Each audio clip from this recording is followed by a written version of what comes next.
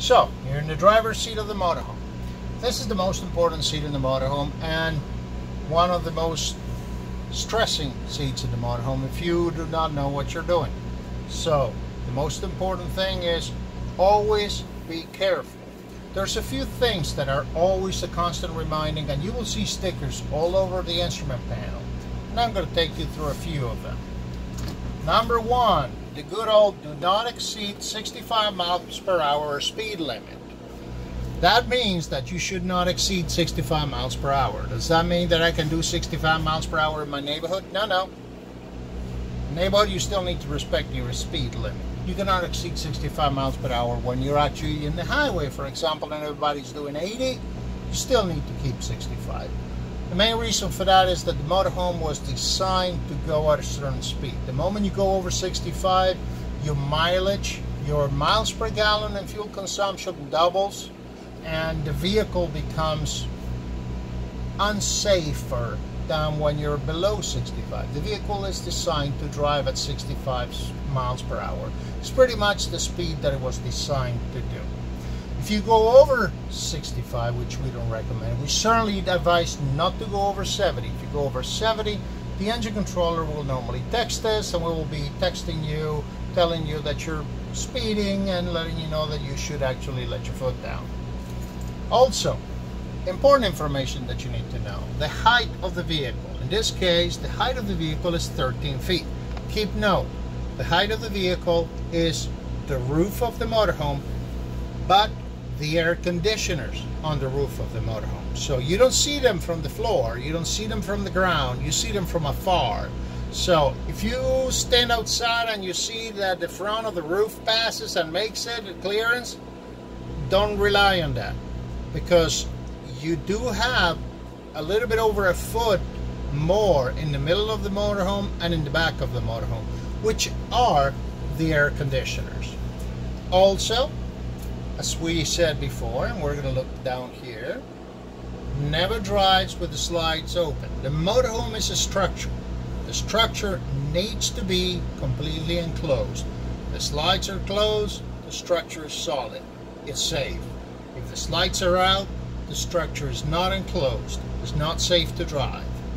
If you cannot close the slides, call us and we'll let you know what to do. Always use somebody guiding you when backing up.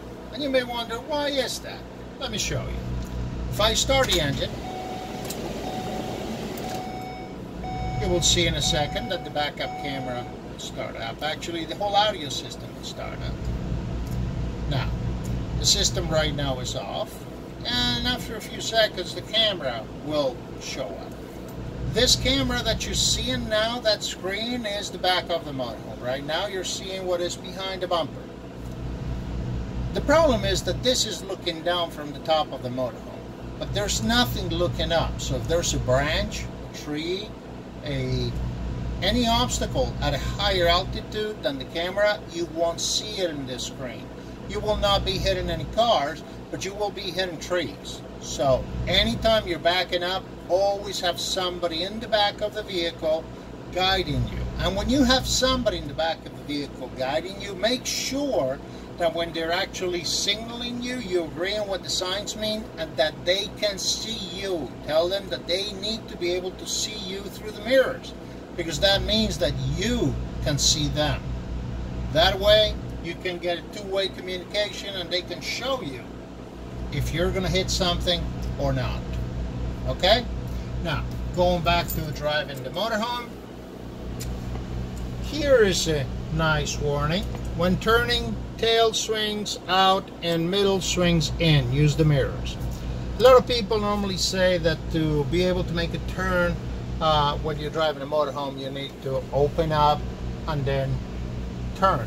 If you do that, what happens is that the minute that you turn, the motorhome will pivot and the rear of the motorhome will swing out. So if you open out and then you turn, you're actually going to be hitting something with the rear of the motorhome. Not a good idea.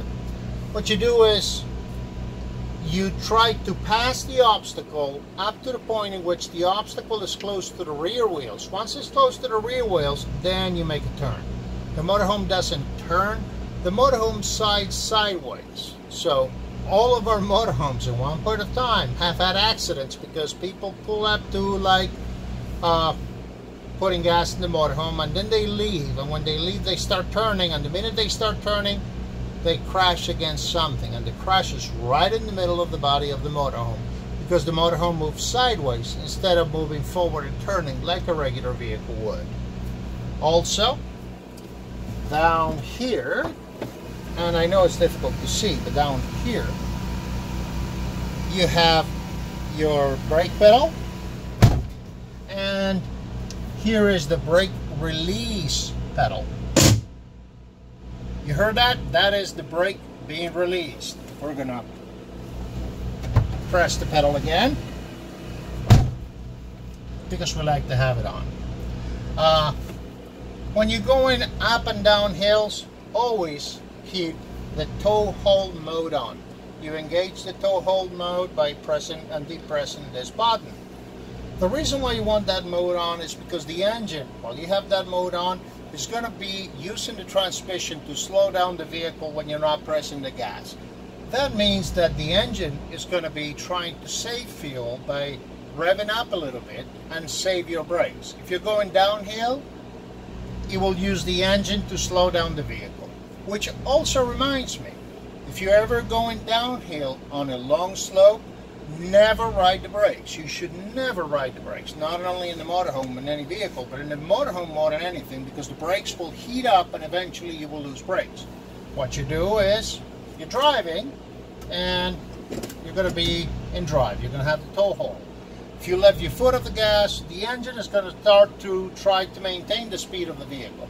If you are still going too fast, you use the brake to slow down to the speed you want, and then you shift into third gear. That will force the transmission to further slow down the vehicle. If that is still too fast, then you hit the brakes again to slow down the piece you need, and then you drop down into second gear. This way you're not riding the brakes all the way long. You just use the brake once to slow down, and then you use the engine to maintain your speed. Once you're done with that, you can revert back to drive. And it's okay to use the tow hold. As a matter of fact, it's recommended to use the tow hold all the time. It is the best option to use while you're driving the motorhome, because you're not towing, but the weight of the motorhome is enough that you can use the tow hold mode.